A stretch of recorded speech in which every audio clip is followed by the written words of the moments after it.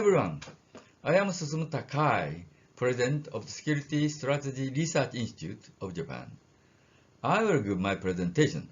The title is Rising Tensions in the East China Sea. Overview of my presentation is as follows. 1.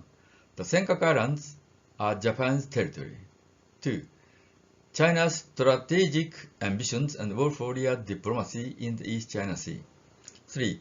Potential clashes between JCG and CCG ships. 4. China's attempt to unilaterally change the status quo by force. In 1885, the Okinawa Prefecture officials landed and conducted investigations of Senkaku Islands, which were terra nullius at the time. Japan incorporated the Senkaku Islands to Japan's territory on 14 July 1895. There live some 240 inhabitants, including children, in the watery island, and these settlers engaged in various economic activities until the beginning of the World War II. The peace treaty with Japan placed the Ryukyu Islands under the U.S. administration in 1952. The U.S. Ryukyu government continued valid control over the Senkaku Islands. The U.S. returned the Ryukyu Islands, including the Senkaku Islands, to Japan in 1972.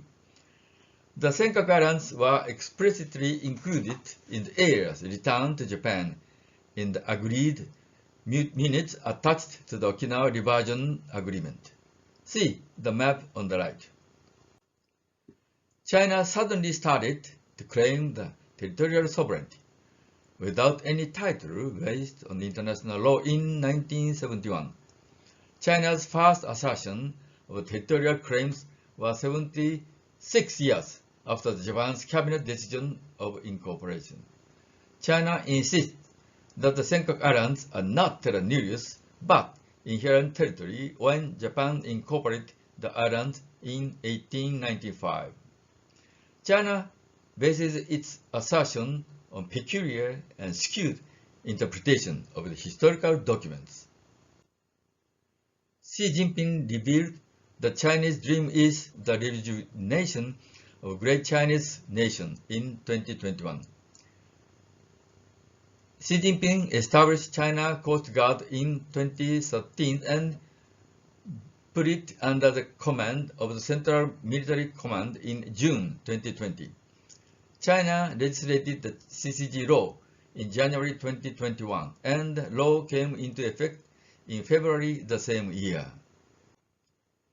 Xi Jinping intends to expel U.S. force from Asia and wants China to be the sole superpower in the region. Xi Jinping needed domination of sea and air route to the Pacific Ocean. Due to the strategic location of Japanese Senkaku Islands, Xi Jinping needs to control and or occupy the island to realize its ambition above. Xi Jinping seeks to control the Miyako Strait, which is China's main route to the Pacific Ocean. The CGC law authorizes the CGC to take the necessary warning and control measures to expel foreign ships from the waters under China's jurisdiction. According to the law, in situations related to sovereignty and maritime rights, a CCG ship can use weapons. On the other hand, the JCG Act stipulates that JCG ships may use a weapon within the extent deemed reasonably necessary. However, this provision is not applicable to foreign warships and ships operated by the foreign government. The 20th Congress of the Communist Party of China closed on October 22, 2020. The third term of Xi Jinping administration is made up of people close to him, and his dictatorship has been strengthened. That the Xi Jinping administration is likely to try to deflect people's attention from its domestic policy failures by securing maritime interests in the East China Sea and invading Taiwan.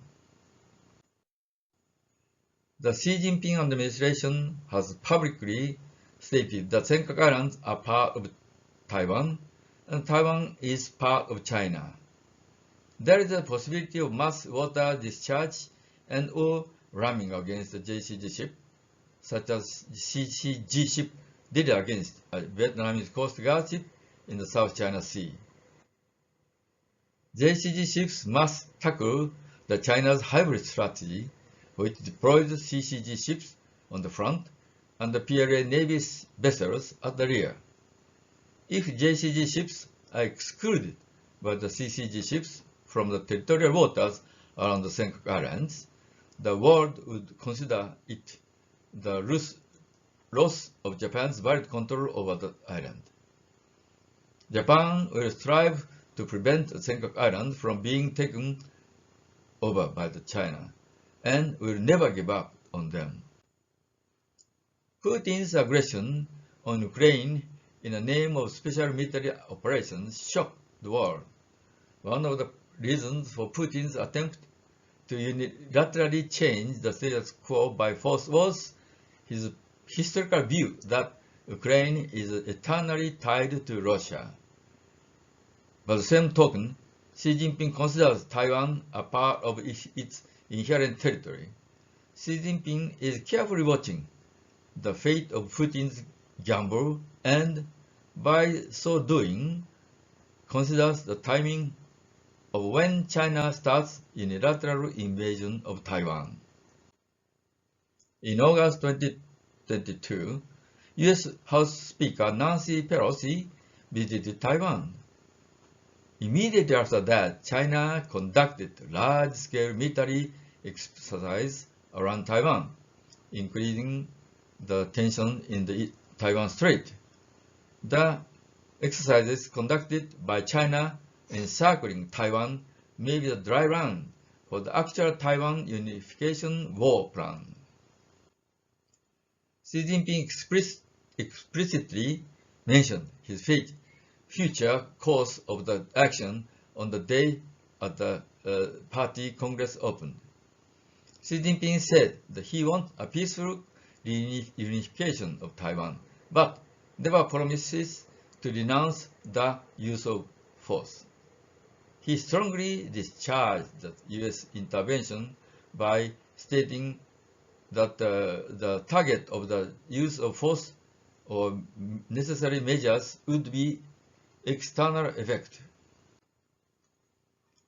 In the waters surrounding the Senkaku Islands, potential clashes between CCG ships and JCG ships may trigger the breakdown of the deterrence and lead to small armed clashes.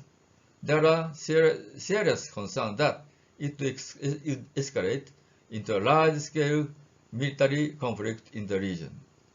I would like to ask experts who are participating in the virtual seminar to exchange your opinions on the following 2 points.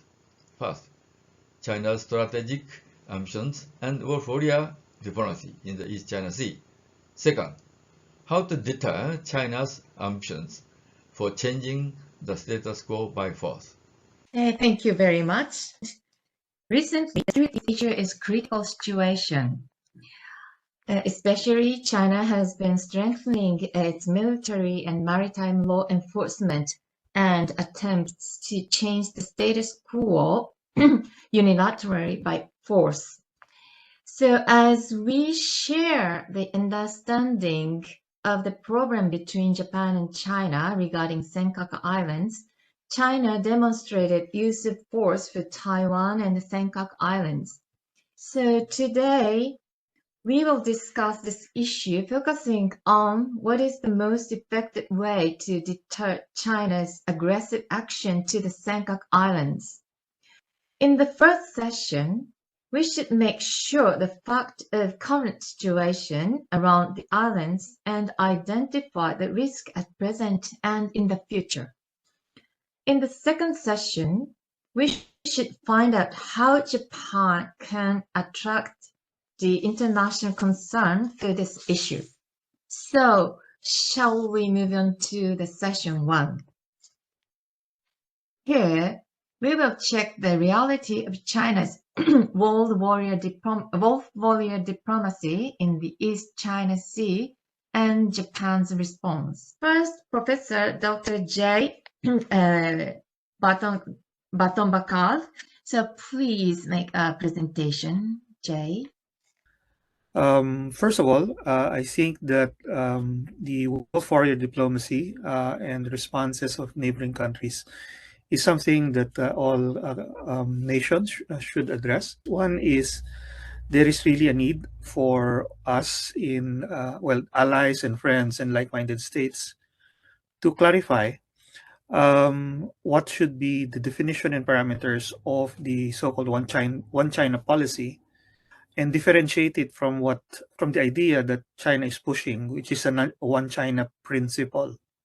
And this is very important because the way China is using the term one China principle is a way for it to undermine the country's willingness to help um, and act on issues that China portrays as being domestic only. We need to clarify among ourselves, no, that the one China policy that we have, no, does not mean disinterest or lack of interest in the current separate status of Taiwan, and it should not be used as well to justify any coercive behavior on the part of China against Taiwan, and that such behavior really should always be seen as costly on the part of China. So I think it's important for us to have exchanges on this one China policy so that we may all be facing China in our in our diplomacy, no, with a more or less consistent and unified stand, no. Second point that I would like to raise is also a need for us, allies and friends and like-minded countries, to coordinate the formulation of our official positions and legal responses to China's claims or interpretations, no, of the situation. And it's good that Japan is always trying to formally communicate its position very clearly, very succinctly. We must not allow China basically to gain any headway on this idea. What is of concern lately is that it is really also expanding China's attempts to sort of mold or influence international thinking, such as its latest statement that there are no international waters in the Taiwan Strait. No? So this should be addressed by all nations consistently and with a unified voice, with only one answer, that that interpretation is wrong. The third point is the need for stability. The idea that China is pushing beyond boundaries or essentially abusing accepted boundaries, no, is found in its latest actions that disregard the median line between it and Taiwan.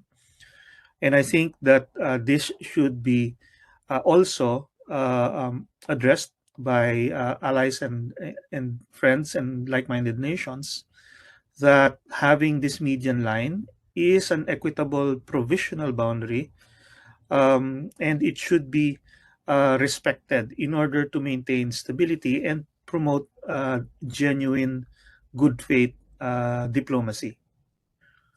Okay, so probably one final point that I would like to raise, no, given the actions and activities that are taking place, and which Takai-san has also raised with respect to the JCG and CCG, I would like to probably raise the possibility that China's maritime militia might also play a role, because in a way it would be a way for China to attempt to superficially de-escalate the situation but by lessening its CCG presence, but then making up for it by deploying instead its maritime militia vessels.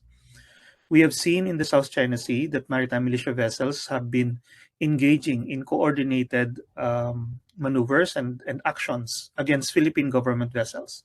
So it is not unreasonable to assume that they may use this as well against Japan in the Senkakus when they think that it will be useful. Thank you very much. Thank you very much, Jay, for a very fruitful information.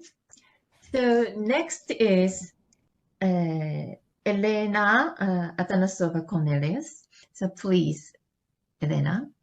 I just wanted to kind of focus in this first session in line with the objectives a little bit on the East China Sea and trying to understand what China actually wants to achieve, because if we want to engage in devising strategies and responses, we have first to understand the objectives of China. Command of the seas obviously has become very important geostrategic objectives for China.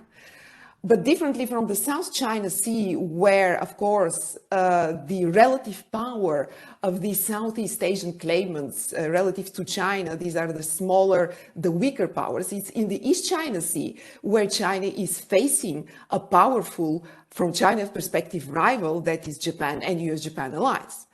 So what China is doing, I think, and it's really observable both in the South China Sea and East China Sea, and generally, as Jay was pointing out with regard to Taiwan, China very well understands that at the moment it's not the time for engaging in outright or pure traditional military power conflict, right? So China is actually going below that level of pure military power conflict, focusing on what we know very well. China, in my view, does not want to fight a war with the United States and Japan. So China, I think, has two important objectives. One is trying to force Japan to acknowledge that there is a dispute, right?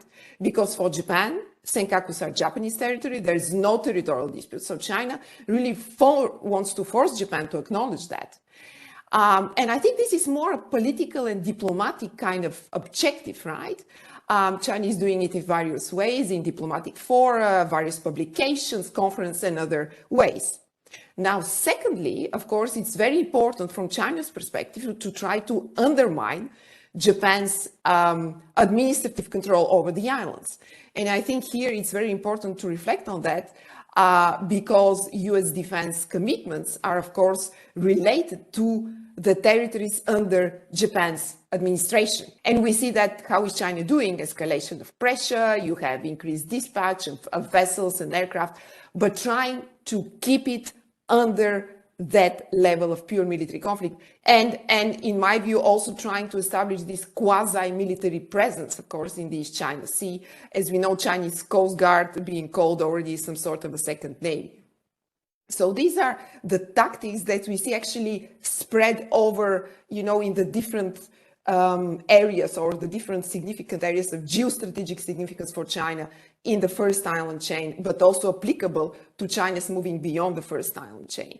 Thank you. Thank you very much. I'm so impressed about your presentations, and I'd like you to mention again about the erosion of the rule-based international order later in the session 2. General Osamu Onoda, so please make a presentation. So I would like to focus on what is being happened in East China Sea, especially the Senkaku and the Taiwan. I would like to point out the exercise PLA made from August 4 to August 7. So China's response to Pelosi's visit to Taiwan looks well prepared and calculated, not only for warning Taiwan, the US, and allies, including Japan, but also for changing the status quo over the situation of Taiwan and the Senkakus.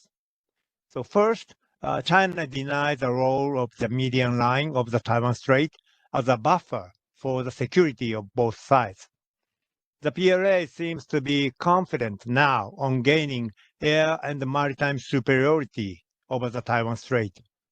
Second, in relation to the first point, China denied the Taiwan Strait as international waters. Third, China expanded the exercise areas. The 7 exercise areas encircled Taiwan in close proximity to Taiwan's territorial waters and the Senkaku Islands. China demonstrated that Taiwan was part of China and exerted strong military pressure on the Taiwanese people. It also demonstrated the possibility of air and maritime blockade using an excuse of conducting exercise. Fourth, China set up the exercise area, including Japan's EEZ, and fired missiles into it. China claims there is no agreement on boundaries of the EEZ between Japan and China. Since Japan has been claiming the median line as boundaries, the activities by the PLA clearly demonstrated a new normal over Taiwan and the Senkaku. It is just like the Senkaku. When the government of Japan nationalized some of the island in 2012, China Coast Guard vessels started to intrude the territorial waters of them. 10 years have passed since then. It is also observed the new normal around the Senkaku Islands. The first, the CCG vessels are getting bigger and bigger, exceeding 10,000 tons of displacement with heavier weapons such as 76mm cannon.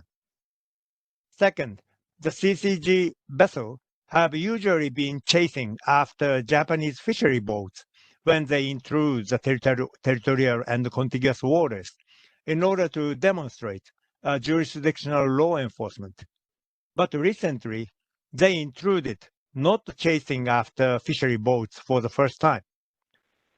Third, UAV flight, unmanned air vehicle flight, is frequently observed around the islands.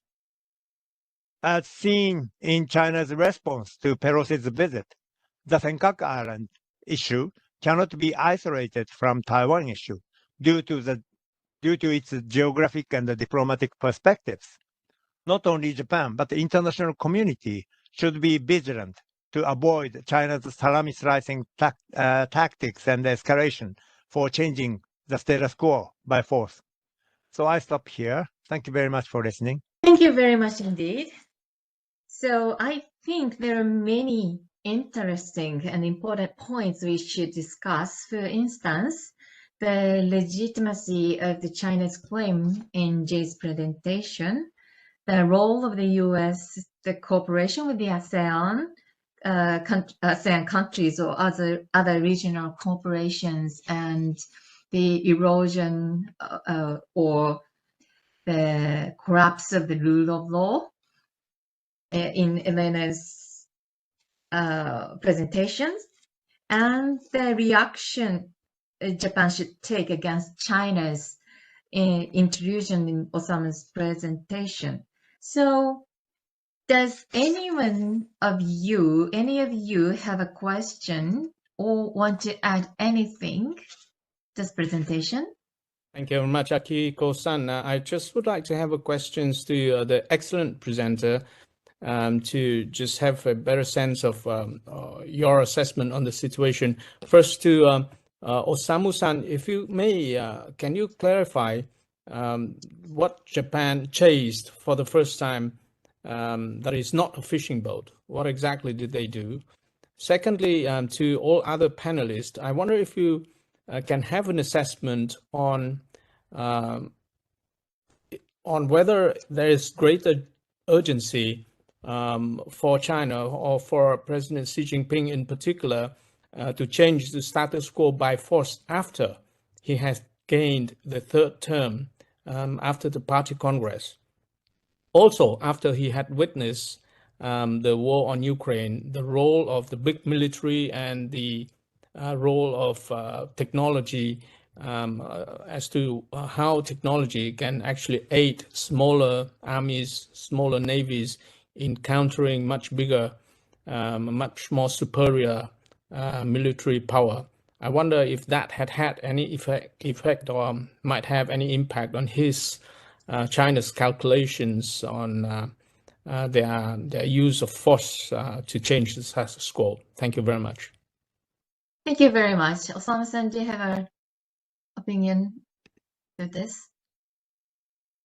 Yes. As I said, well, since 2012, Japan nationalized several 3 islands of the 5 Senkaku Islands, and some of the Japanese fishery boat belonging to Ishigaki Islands, Ishigaki Fishery Corporation, well, frequently sail into territorial waters of Senkaku, and every time those boats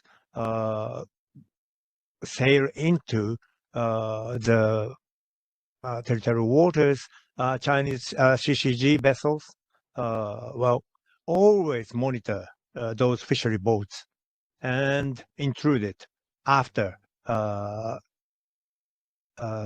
it's a fishery boats. That's a fact. Thank you very much. Eva, please. Thank you. Thank you very much. I pretty much had a question or another topic for further reflection. All participants almost alluded, and of course it's a very well-known case by to the interconnectedness between Taiwan and the Senkaku dispute. And of course the recent aggression or the military drills that we've seen in Taiwan's vicinity have been a great example of it. But I would be very curious on the Japanese side, what is the level of contingency planning if the situation in the Taiwan Straits deteriorates and China eventually decides to make some sort of aggressive move in the years to come? What is the level of strategic planning in Japan vis-a-vis the East China Sea and the Senkaku Gyayus in that context? Thank you very much. I think Osama-san is the appropriate person to answer this question. Okay, very simply, I am sure United States have operation plan to defend Taiwan, but the Japanese self-defense force does not have such kind of operational plan to defend Taiwan. We only have defend ourselves and well, cooperate with United States Navy or Air Force. But so, as you know very well about the recent bolstering our defense capability, probably U.S. and Japan can start consultation for further cooperation with Taiwan contingency. Thank you. Thank you very much. Other participants, is there anything to add? The first point to make is that whilst diplomacy can be robust, can be forceful, somehow I think it is part of the problem is to accept the idea that there is such a thing as a wolf warrior diplomacy. The diplomacy is not about aggression, which is very typically associated with wolves, and certainly is not associated with the behavior of a warrior in peacetime. So I think part of the first point to make is that one should not really accept the idea that there is such a thing as wolf warrior diplomacy, because that's somehow a contradiction in terms. The second point I'd like to make about this somehow unfolds from the first. There is certainly a significant change of behavior that we've observed over the past few years, certainly since COVID started in Chinese diplomatic efforts to be very robust, coercive at times, in the way it communicates with others. And the last point is about the East China Sea. The thing to say here is that things have been changing, and diplomatically, it's come now to a point that we should ask ourselves a very important question. To what extent outstanding disputes with Japan insofar as the boundary delimitations and the sovereign control of the Senkaku Islands, known in China as the Diaoyu. Thank you very much. And shall we move on to the next agenda item? So in the session 2, we will welcome 4 panelists.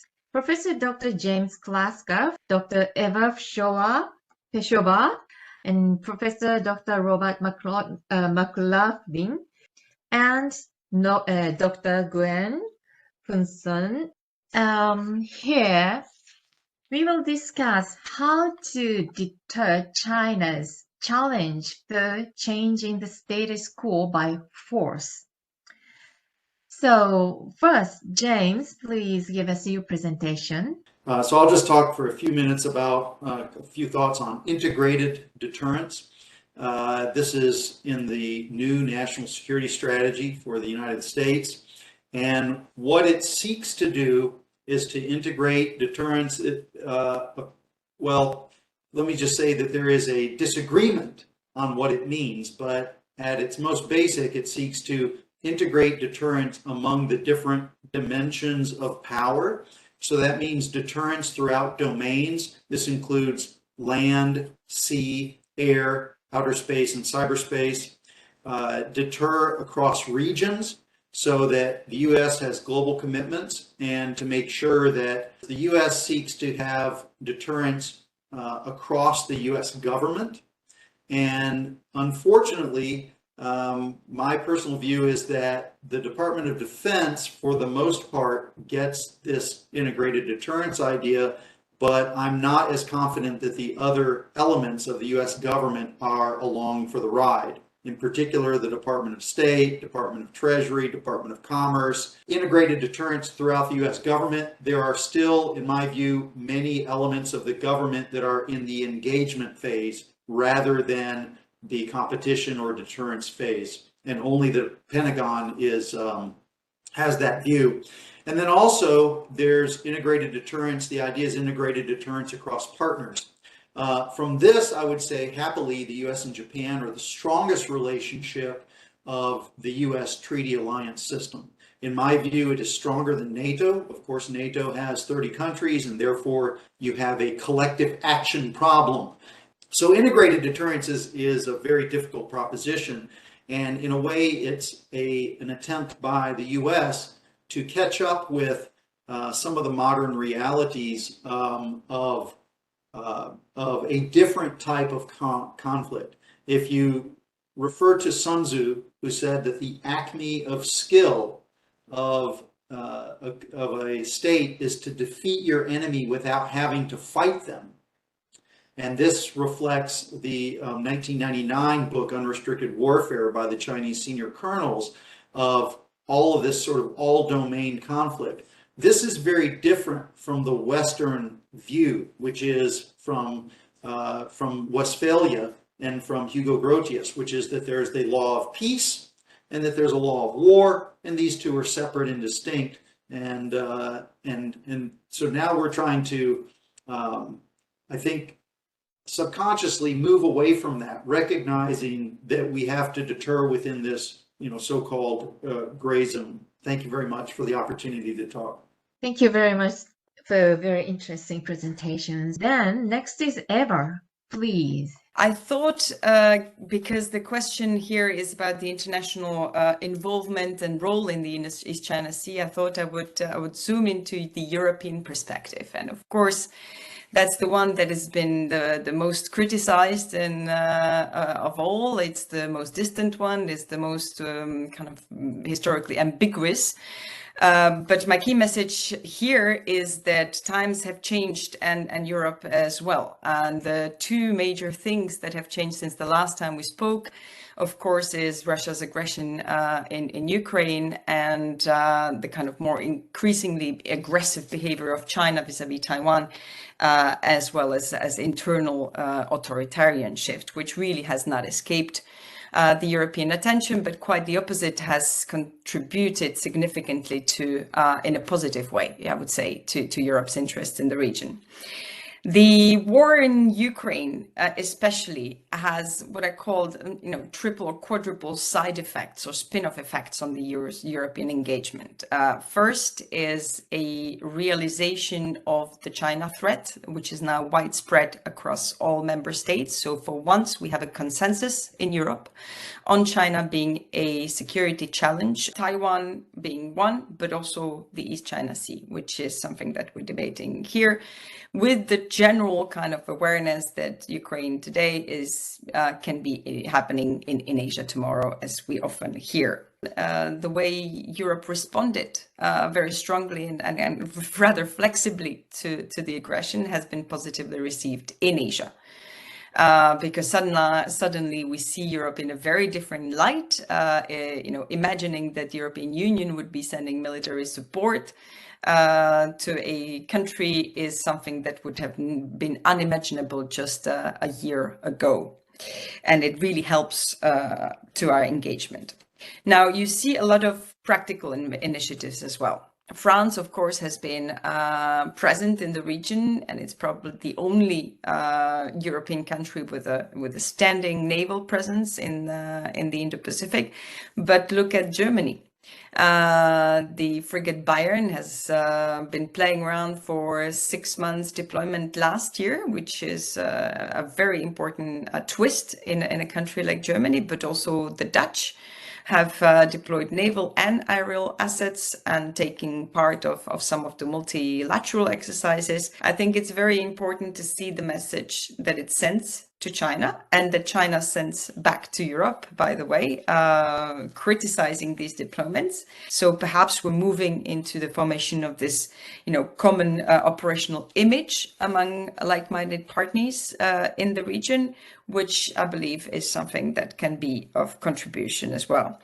Now, beyond the military, we often claim that, Europe is still a market power above all. But here again, we see a much more strategic use, I would say, of its FTAs, of its greatest, financial tools. Europe has been very wary of the hybrid tactics used by Russia and developing its own internal toolbox and boosting resilience, etc. So this is something that is putting us closer with Japan, with other regional partners, and provides a much more concrete strategic orientation towards future cooperation. Okay, thank you very much. It's very interesting. Next is Robert. Please make a presentation. So I thought what I would talk about briefly is, as this session is about deterring the PRC's challenges in terms of changing the status quo by force, I wanted to think about using dispute resolution processes to internationalize or freeze a situation where a power projection is escalating. And in order to do that, I thought it would be interesting to look at the challenge we're currently seeing in the concept of military activities under the Law of the Sea Convention, and to relate that to Japan Coast Guard and China Coast Guard interaction in the East China Sea. Because preventing on-water escalation by trying to freeze a situation by submitting it to a dispute resolution process has lots of dimensions. And one of those, of course, is, and I think, mentioned previously in the first session, not necessarily do we want a dispute to be seen, because from a Japanese perspective, with the SENKAKUS, for example, there is no dispute. The sovereignty is clear. But there are other ways to think about approaching dispute resolution if it can serve another political purpose for you, such as getting the situation frozen whilst the dispute resolution mechanism tries to look at that challenge.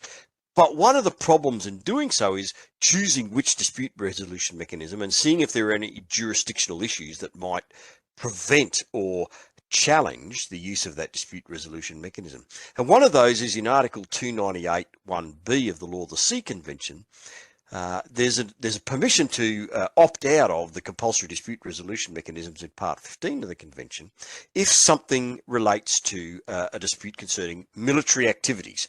And of course, China has in fact made a declaration which says it does not accept compulsory dispute resolution in relation to military activities. So that would mean that the progress of any dispute in relation to Coast Guard interactions, in particular, like Simon was talking about, in the East China Sea that arise between the PRC and Japan, if it was submitted, for example, by Japan to a compulsory dispute resolution process, then a key question would be how these activities are characterized in terms of whether they are military activities or not. If they were not considered to be military activity, jurisdiction might be available. But if they were considered to be a military activity, then this could act as a bar on jurisdiction, which would prevent those dispute resolution processes from operating. So where military forces, and in this case, including Coast Guard forces, especially if there are military forces also in the vicinity, when they're arrayed in opposition to each other, this is a military activity. But in the two Kerch Strait decisions, the tribunal on one case and the arbitral panel in the other have taken a much broader and more context-based approach to determining if the situation is one of military activities. And this approach is quite challenging.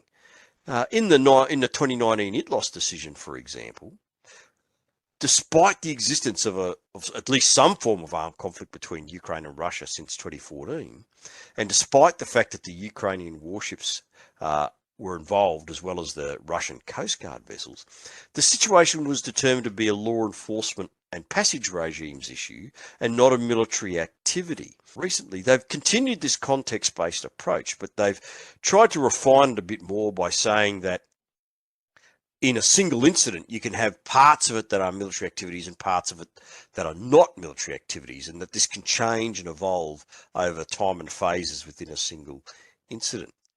So how this particular interpretive debate evolves is going to be very important, I think, for how we assess Japan Coast Guard and China Coast Guard interactions around the Senkakus.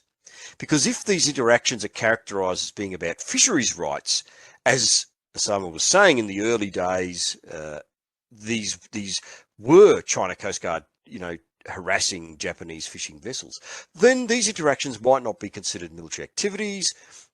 We're also going to face the problem, of course, that the PRC will seek to say that the Senkaku EEZ, for example, is its own EEZ. But that response, of course, carries risks for China in that it might invite any dispute resolution process to look into the question of sovereignty over the Senkakus, which would obviously play to Japan's favour and China's detriment. But second, if the interactions are looked at in a broader context, then it will depend if the dispute is characterised as being about fisheries resources, in which case the military activities exclusion might be avoided. But if it's seen to be more about sovereignty and territory, which is a risk given the way that the China Coast Guard is now doing incursions into the territorial seas around the Senkakus, then there is more potential for it to be characterised as a military activity, which does mean that some of those compulsory dispute resolution mechanisms in the Law of the Sea Convention might prove to be challenging to get off the ground. Thank you very much, Robert. Please, Hansen. Now, I'd like to first argue that the risk of China using force, whether on East China Sea or on Taiwan Strait or in the South China Sea, is not yet very high, although it is rising. Now, the art of Sun Tzu, which is referred to by Professor Kraska, says that China has to prepare for war and act as if war is coming in order to prevent war. And therefore, we will see a lot of activities that looks very threatening and looks as though China is preparing for war. But that's Sun Tzu's textbooks on how China needs to prepare for war. But that doesn't mean that China is actually preparing for war. And I'm entirely convinced that China is not yet ready to intentionally use force to change the status quo. Now, this is also in response to the very context that the President of China, Xi Jinping, is taking on his third term. His economic source of development as a source of legitimacy is declining, is dwindling, and therefore he has to use security as a new source of legitimacy. And therefore, China is going to continue to play up security issues surrounding its periphery as a source to boost nationalism and therefore President Xi Jinping's legitimacy. China's main strategy in order to change the status quo will continue to be its gray zone activities, as very clearly elaborated by Elena in the previous session. But gray zone activity is not China's only strategy in order to change the status quo. It is usually accompanied by a full range of other whole government approach in order to build up and to support its gray zone activities. And this includes primarily I think the three warfare, the so-called three warfare that China deploys, China is also going to increasingly use its economic influence, the economic interdependency as a weapon for strategic purposes, as we have already seen in China's relationship with, in recent episodes of its relationship with Australia, early on with the Philippines, or even early on with Korea. So China's tactic, therefore, is going to be very comprehensive in order to attain the change of the status quo without the actual use of force. Responses, in my opinion, therefore, also need to be comprehensive. On the ground, the maritime domain needs to be transparentized in order to expose gray zone activities.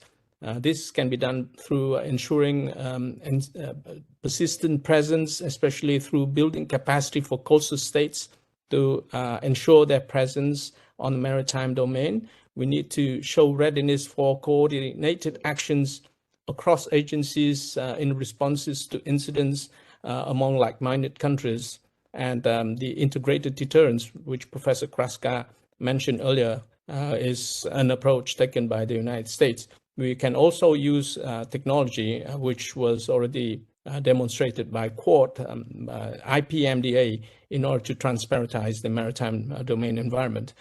Secondly, gray zone activities need to be brought to the official agenda of major multilateral security fora, for example, the ASEAN Regional Forum at the Track 1, but also discuss more at the Track 1.5 and Track 2 symposiums in the region in order to raise awareness and expose those activities. Naming and shaming can be a very effective diplomatic deterrence that should supplement military deterrence. And finally, I think we need to have an effective strategy to deal with economic coercion, and this is best done by economic diversification to reduce dependency on any one source of export or import, especially on strategic supply chains.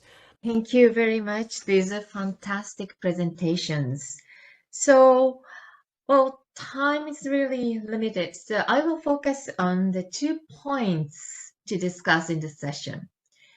So first, probably the point is relating to the, I think, James and Robert and Hun-san's presentations.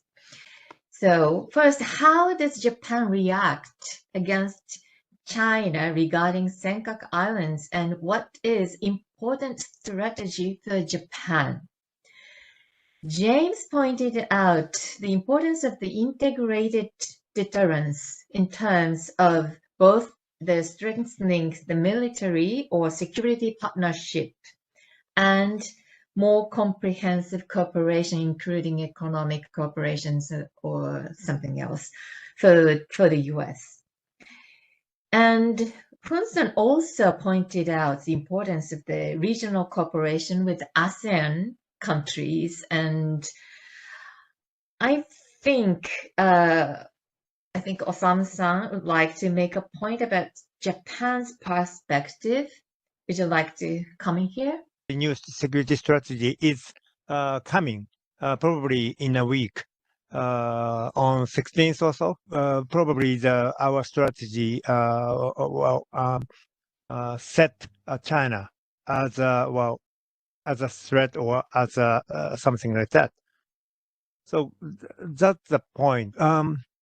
The power gap between China and Japan is expanding. So we have to reset, or we have to catch up those gap with like-minded country and allies, especially in the United States. But our own effort is very important. So Japanese government decide to bolster defense spending to 150%, 43 trillion yen, $318 billion. So it's huge. Probably the first time since the last war ended. But I'm not sure the outcome of that strategy. We will see what happened in 5 years, how the power balance varied from now. So still, we are very severe condition probably in five years.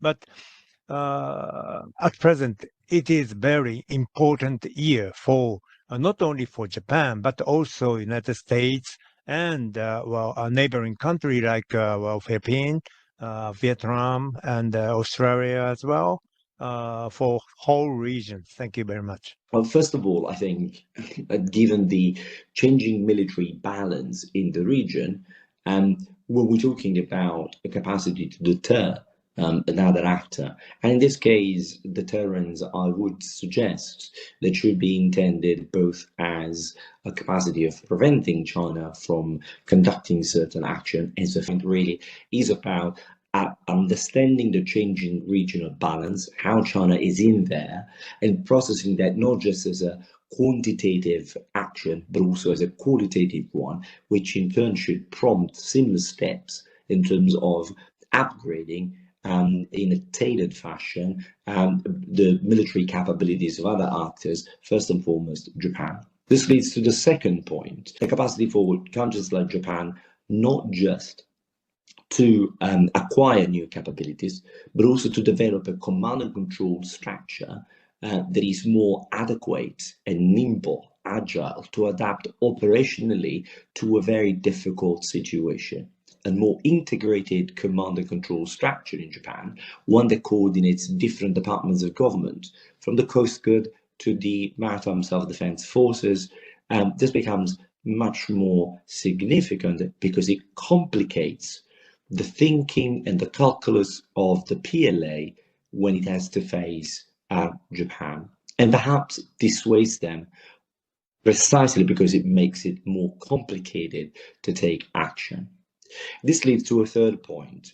That relationship matters, continues to matter today, but is becoming increasingly more important because here integration is not just different tools at the disposal of the Japanese government, but also integrated here is also intended as integration with the United States military, particularly in early warning, intelligence, surveillance, reconnaissance, the capacity for integrated targeting.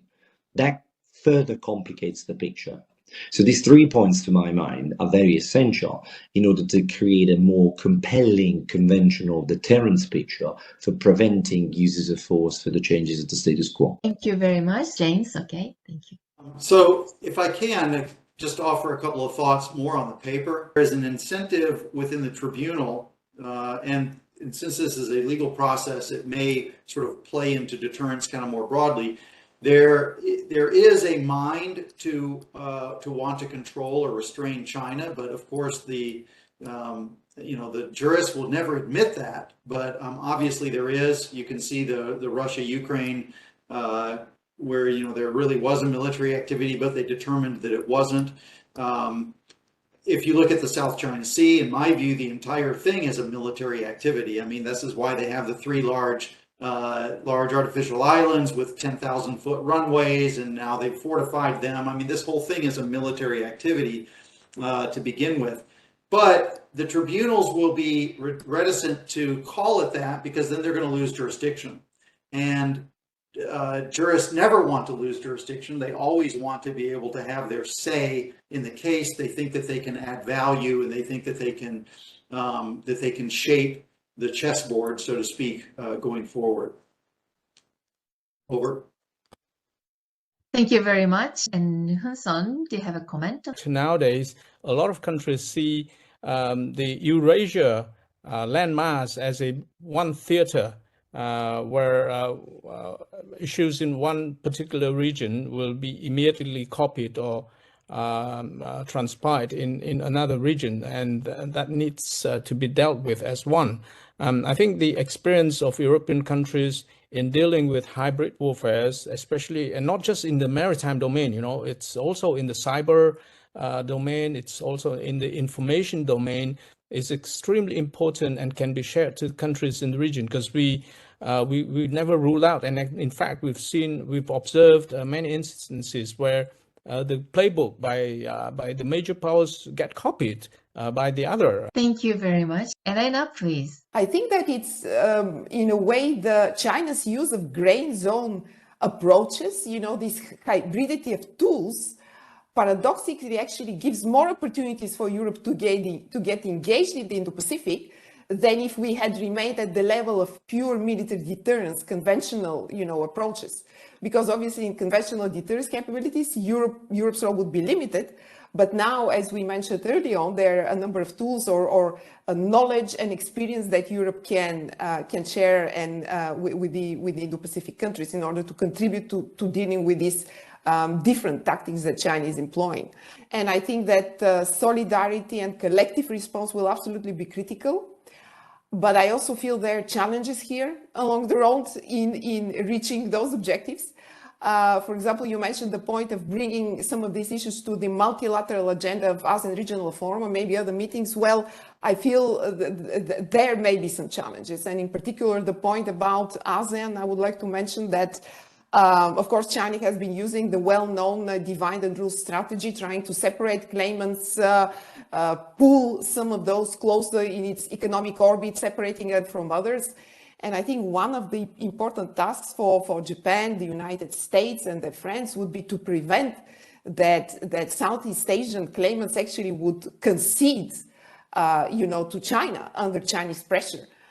But bringing those sensitive issues on the ASEAN Regional Forum agenda, considering the way China is preventing from discussion of Taiwan, South China Sea, or any other issues from even being mentioned, this will be a challenge. And I think this is one of the things that Japan should be focused on, that ASEAN has to maintain its unity, its autonomy, because then it matters. Thank you very much. And Eva, please. And what we've been experiencing, and the kind of longest lesson that the Europeans have elaborated on, is the communication warfare, is elections interference, is of course the use of social media and the narratives that has been kind of put forward and multiplied on internet by Russia, by doing first the situational awareness, so trying to see what are the different loopholes in the system, in our system, so where information and what sort of threat can penetrate. But just as an example, I mean, we have tried to sell a little bit, I mean, this topic, of course, to our partners in the region. And an example would be Japan. The sort of, ironically, Japan has not been suffering any sort of, communication warfare or attacks from China whatsoever. Has been much more resilient, in fact, to any sort of foreign influence on the internet, and we can blame it on the language barrier. We can blame it on the different habits that the country has in going online, for instance. Thank you very much. So one more things I want to talk here is how can Japan solve this conflict peacefully? Robert mentioned the peaceful settlement in the UNCLOS in his presentation, and I totally agree that this is one of the possibilities if this is inside of the scope of UNCLOS for Japan. Between the Philippines and China was a success in the sense that this case was brought to ITROS and legally binding decision was made. But China refused to comply with the decision. So this is a very serious problem, and this should be regarded as a threat to the rule of law in international society. So, but between Japan and China, this will be the possibility, of course. That the point is that this is inside of the scope of UNCLOS or not. So, is there any opinions for? And I guess I'd just add that on Okamatsu-san's point, to some extent, even if if Japan and China had a process and China refused to abide, or China did not even attend, it's to some extent that's not really the problem because we don't talk about the South China Sea anymore without talking about the arbitration. So in a way, it's a win just to get it onto the books, even if one party doesn't turn up, and even if one party says, I'm not going to comply. It sort of lays a new baseline from which people talk about these things. And I think that's a positive potential benefit. Yes. And that impact is very important. And it's okay. And Eva?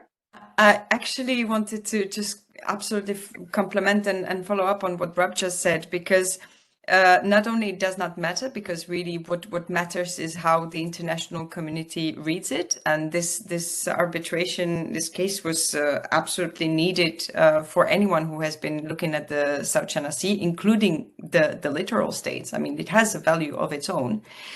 And it is a value for the future. And one of the very good examples I could think of is the note verbal that have been used at the UN by, was it France, UK, Australia, quite a few countries eventually came up with this note verbal a few years afterwards. In support of the decision of the court. So I think it's something that is here to stay and will be and can be used at any point in time in the future to support the case. So whether or not China eventually abides by the ruling or not is almost secondary. Thank you very much. And we only have a few minutes, but I have one more point. And the other point is how the other states get to be involved in this issue, especially the United States, European states, or some states far from East Asia. So, for example, the Ukraine case is more critical for European states, however, less maybe about the incidents in the East Asia.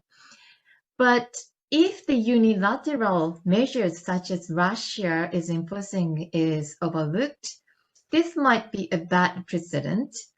So, Eva, did you have anything to add from the perspective of European states, or there is any suggested practice to Japan? I mean, it should be regarded as international issues. Maybe it's relating to Elena's presentation as well.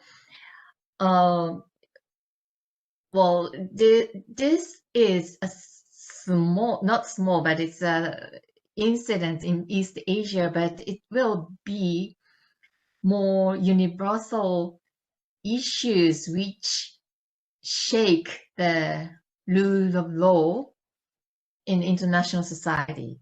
So from this perspective, if there is anything to add from the perspective of the European states? Both issues are similar in the sense that we're talking about defense of national sovereign territory, and that they have a major impact for the international rules-based order as we know it, and that's why we're here. That's why the Ukraine war has generated so much international attention. I think the main, in the case of the East China Sea, is perhaps it's very different than the case of Taiwan, of course, because there's no domestic population to defend. I mean, there is Japan, but there is no island population. The fact that the United States, the position of the United States is very different in the two cases as well. In the case of Ukraine, I mean, I think what Japan is doing in the case of East China Sea, and this seminar as an example, is very good. It is about spreading the news. It is about working the terrain. It is about ringing the bells before it's too late, and that's what Japan has been doing for many years, and what it should continue doing. In the case of China, I think we need to be very careful in our contingency planning, but doing it in a rather subtle way, because we may provoke a different a reaction that we may not want to see. and being prepared for the long run. I think that's what Ukraine has been teaching us as well, is that this is the sort of conflicts that cannot be resolved in any sort of blitzkrieg or any sort of short manner. Thank you very much. And I think time's up. So instead of wrapping up, I just want to insist one thing. We must repeatedly insist on the importance of international order based on the rule of law. And although the Senkaku Islands issue seems to be a regional problem in East Asia, we must recognize that indifference to China's unilateral actions will lead to a situation that will shake the rule of law for Europe and another region in international society. And by extension, we need a cooperation in this point. And thank you very much indeed. And we will have a closing remarks by Professor Takai. Thank you very much, Dr. Kamatsu. Thank you, all participants, for your excellent exchange of views and opinions on the most difficult to discuss. I hope that this exchange of views, your views and opinions, will help the international community understand the growing tensions in the East China Sea and the Senkaku Islands. Also, I am confident that your exchange of opinions and views has provided them with a suggestion for considering these issues. And I would like to express my sincere gratitude to you all